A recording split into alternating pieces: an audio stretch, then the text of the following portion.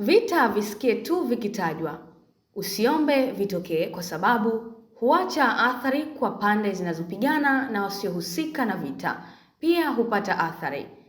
Hali ya athari ya vita vinavyoendelea kati ya Marekani, Israel na Iran ndani ya siku chache tokea kuanza kwa vita, ikiwemo kuathiri mwendo wa masoko ya hisa na biashara ya mafuta duniani.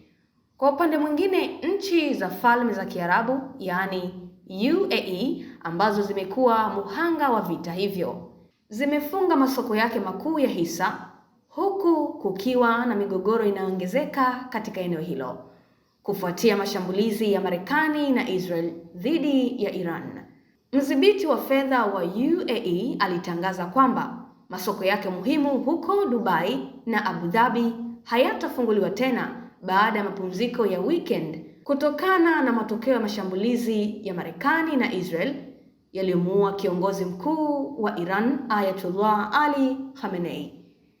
Tangazo kwamba soko la dhamana la Abu Dhabi na soko la fedha la Dubai yataendelea kufungwa Jumatatu na Jumanne lilikuja baada ya UAE kushambuliwa kwa makombora na ndege zisizo na rubani za Iran, ikiwa ni pamoja na mashambulio kwenye uwanja mkuu wa ndege wa Abu Dhabi. Mamlaka ya masoko ya mitaji ya UAE ilisema katika taarifa kwamba itaendelea kufuatilia maendeleo katika eneo hilo, kutathmini hali hiyo kwa kuendelea kuchukua hatua zozote zaidi inapohitajika. Kufunga soko la hisa nje ya mapumziko yaliyopangwa ni jambo lisilo la kawaida duniani kote, hasa katika enzi ya biashara ya kielektroniki. Ni jambo lisilo la kawaida.